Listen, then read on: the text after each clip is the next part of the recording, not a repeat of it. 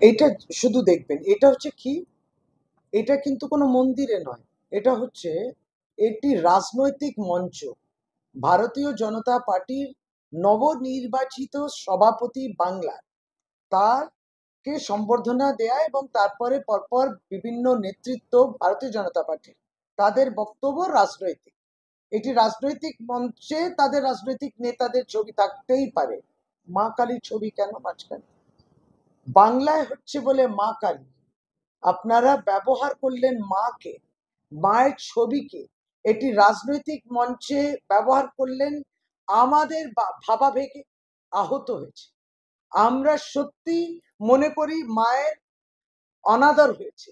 আপনি মাকে অসম্মান করলেন, মাকে আপনারা রাজনৈতিক ভাবে ব্যবহার করছেন। আগে শ্রীরামের নামে আপনারা একবারই রাজনৈতিক স্লোগান দিয়েছেন, এখন মাকে নামে জয় মা কালী, এটা রাজনৈতিক স্লোগান, এটা আপনাদের রাজনৈতিক ডাক। আমরা এই অপমানের বিরুদ্ধে বাংলার মানুষকে সচেতন করছি। দেখুন, ঠিক এইভাবে লোকসভা নির্বাচন যখন 2024-এ ছিল, তখন প্রধানমন্ত্রী এই যে রাজনৈতিক পোশাকই নেই, কিন্তু একটা নেতার যেমন পোশাক, তিনি কিন্তু সাধু বেশে আছেন। কারণ এই 2024-এ লোকসভা নির্বাচনের আগে তিনি বলেছিলেন যে ভগবান আমায় পাঠিয়েছেন, আমি কিন্তু বায়োলজিক্যাল সন্তান নই, আমি তার সরাসরি সন্তান। তিনি একটা বিশেষ উদ্দেশ্যে পৃথিবীতে নরেন্দ্র মোদীকে পাঠিয়েছেন বলে তিনি বলেছিলেন। তিনি সেটাই আত্মকেন্দ্রিকতা, তিনি সব ভগবানের সরাসরি সন্তান, একটা বিশেষ মেসেজ বার্তা নিয়ে এই পৃথিবীতে এসছেন মানুষের কল্যাণের জন্য, এটি বলেছিলেন। এবং সম্বিত পাত্র বর্তমানে তিনি সাংসদ, সে পুরীর জগন্নাথ ঠাকুরই নাকি মোদিজির ভক্ত, এই সমস্ত কথা বিজেপির নেতৃত্ব বলেছে বিগত দিনগুলোতে। 2024-এ ভারতবর্ষের জনতা নির্বাচনের মাধ্যমে তাদের স্থান দেখিয়ে দিয়েছে। তারা কিন্তু এককভাবে সরকার গঠন করতে পারেনি, অনেক অনেক কম সংখ্যায় সিট পেয়েছেন।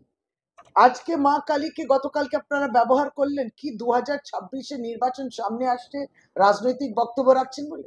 বাংলার জনতাও আপনাদেরকে সেই স্থান দেখিয়ে দেবে, এটা আমাদের বলা উদ্দেশ্য ছিল। আমরা সত্যি অত্যন্ত, আমি বলছি যে আমরা তো ধর্মপ্রাণ মানুষ, আমরা আমাদের ভাবাবেগ এই আক্রমণটা আমরা সহ্য করতে পারছি এবং তার প্রতিবাদ আমাদের রইল। এইটা এক বিষয় নিশ্চয়। আর দ্বিতীয় বিষয়টা থেমে বলবো,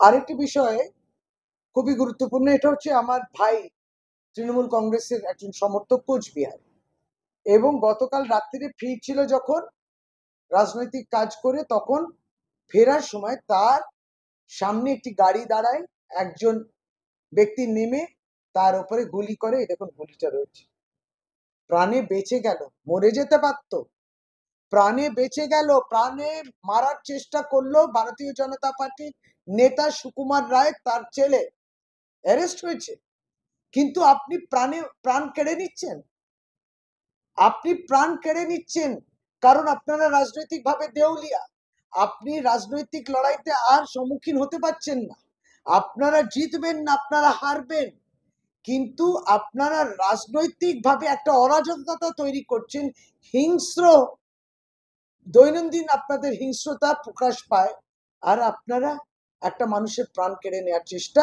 এর বিরোধিতা আমরা করলাম। অবশ্যই পুলিশ অ্যারেস্ট করেছে, পুরো বিষয়টা মাথা খেয়ে লেজা খেয়ে সব বেরোবে।